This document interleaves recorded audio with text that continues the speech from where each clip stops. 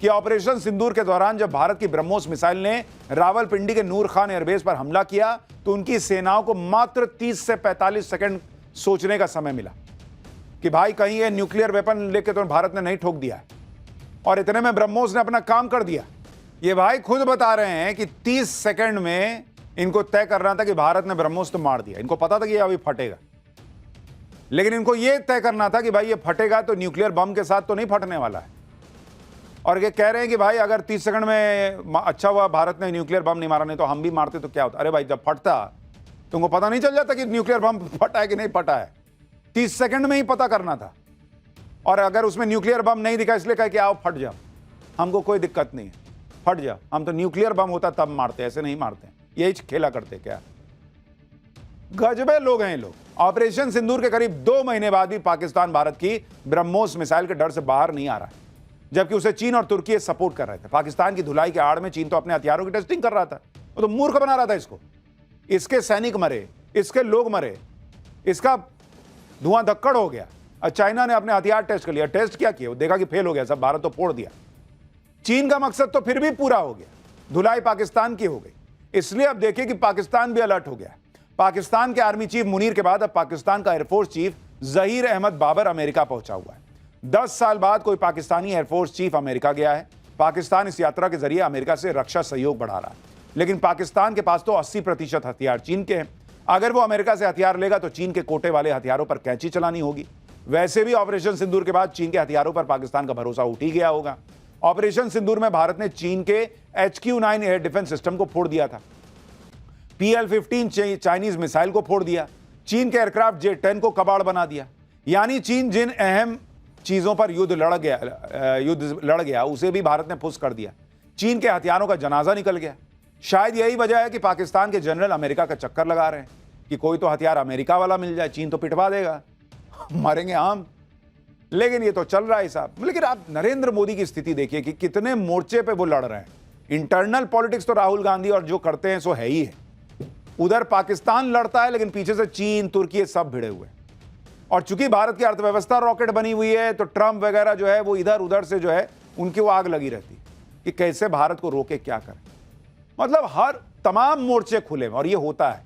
आप भी दफ्तर में काम करते होंगे, जब ज्यादा अच्छा काम कीजिएगा 10 लोग जो है वो टांग खींचने वाले आते हैं। सेम हाल इस वक्त तेजी से उभरते बढ़ते भारत का हो रखा है। खैर, भारत को तो नरेंद्र मोदी का नेतृत्व मिला हुआ है, लेकिन बीजेपी का नेतृत्व चेंज होने वाला है। ऑपरेशन सिंदूर के बाद विदेशों में डेलीगेशन भेजे, इससे पाकिस्तान को एक्सपोज किया।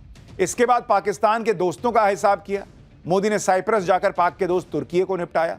उसके बाद अब प्रधानमंत्री का जो दौरा चल रहा है उससे चीन को निपटाया जा रहा है, चीन की घेराबंदी की जा रही है। यह दौरा इसलिए जरूरी था क्योंकि हमारा असली दुश्मन चीन ही है। ऑपरेशन सिंदूर में भी चीन का ही खेल था। पाकिस्तान को आगे करके चीन अपना खेल कर रहा था। आज ये बात भारतीय सेना ने खुल्लम खुल्ला बता दी है। भाई अभी तक ये बात तो सबको पता थी कि इस युद्ध में पाकिस्तान चीन के हथियारों का इस्तेमाल कर रहा था, तुर्की के हथियारों का इस्तेमाल कर रहा था। लेकिन अब इससे भी आगे का खुलासा हुआ है। चीन और तुर्की का पाकिस्तान को सपोर्ट सिर्फ हथियारों तक सीमित नहीं था, बल्कि यह सपोर्ट एक कदम आगे था, या यूं कहें कि पाकिस्तान के साथ कुछ हद तक तुर्की और काफी हद तक चीन भी भारत से लड़ रहा था। यानी भारत ने ऑपरेशन सिंदूर में सिर्फ पाकिस्तान को नहीं ठोका, बल्कि छिपते छिपाते पाकिस्तान को सपोर्ट करने वाले चीन और तुर्की को भी इस युद्ध में धूल चटा दी। Deputy chief of army staff lieutenant general Rahul R Singh ने बताया कि पाकिस्तान को चीन से लाइव इनपुट मिल रहे थे। सुनिए एक बार। When the DGMO level talks were going on, Pakistan actually was mentioning that we know that your such and such important sort of vector is primed and it is ready for action. I would request you to perhaps, pull it back. So he was getting live inputs as far as from China. So that is one place we really need to move fast. भाई China के सैकड़ों जो हैं वो satellite हैं, और वहां से वो जो है ना वो एक एक चीज देख के पाकिस्तान को बता रहा था। और पाकिस्तान कह रहा था कि देखिए हमको पता है आप हमको इससे मारने वाले हैं, हमको मारने वाले हैं, ऐसा मत कीजिए, हम ऑलरेडी मरे हुए हैं। चीन लाइव अपडेट दे रहा था। सोचिए आप, तुर्की सपोर्ट जो कर रहा था उसके बावजूद भारत ने पाकिस्तान को ऐसा ठोका कि पाकिस्तान घुटनों पर आ गया। तीन देशों के हथियार और सपोर्ट भी भारत का कुछ नहीं बिगाड़ पाए। भारत के हथियारों के सामने चीन ने अपनी मिसाइल को कबाड़ होते देखा। यही वजह है कि जो पाकिस्तान भारत से 48 घंटे लड़ने का प्लान बना रहा था, वो 3 से 4 घंटे में सीज फायर के लिए गिड़गिड़ाने लगा। आज सेना ने फिर से यह बताया कि पाकिस्तान के गुहार लगाने पर ही युद्ध रुका।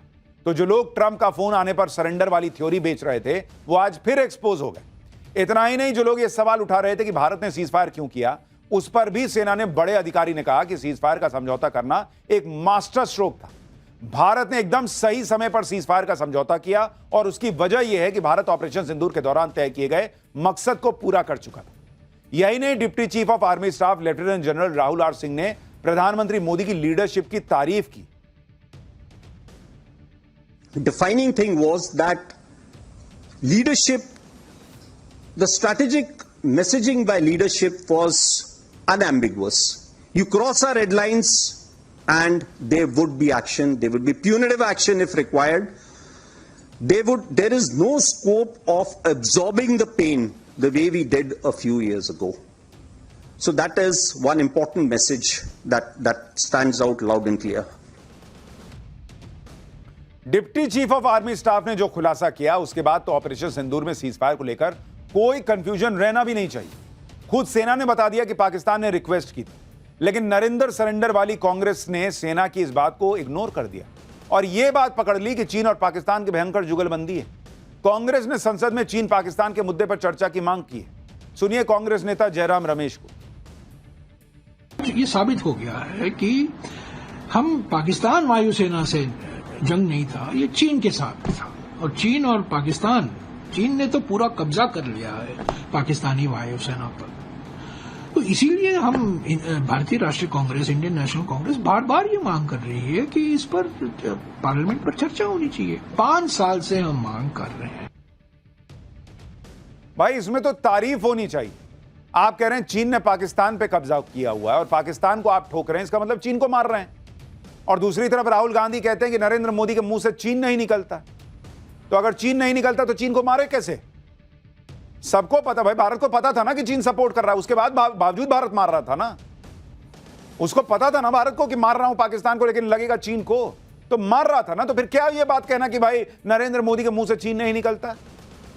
अरे मुंह से क्या चीन निकालना, जब चीन के मुंह से जो है बाप बाप होते हुए सुन रहे हैं आप। कांग्रेस हर बात का क्रेडिट राहुल गांधी को देने के लाइन में लग जाती है। इसलिए अब सेना के खुलासे पर यह माहौल बना रही कि राहुल गांधी ने तो पहले ही चीन पाकिस्तान पर आगाह किया, जैसे दुनिया को पता नहीं कि चीन और पाकिस्तान का क्या खेल चल रहा है, वहां क्या बॉर्डर रोड इनिशिएटिव चल रहा है, किसी को नहीं पता है क्या? कांग्रेस यह दिखा रही है कि राहुल गांधी को विदेश नीति की बहुत समझ है, लेकिन यही राहुल गांधी नरेंद्र सरेंडर करके फंस जाती है। आप देखिए, एक तरफ राहुल गांधी माहौल बना रहे थे कि ट्रंप के फोन के बाद भारत ने सरेंडर किया, उधर पाकिस्तान ने फिर कबूल लिया कि भारत ने उसे ऐसा ठोका कि उसके पास सरेंडर के अलावा कोई चारा नहीं था, रास्ता नहीं था। पाकिस्तान के प्रधानमंत्री शहबाज शरीफ के सलाहकार राणा सनाउल्लाह ने कबूल किया है टीवी पर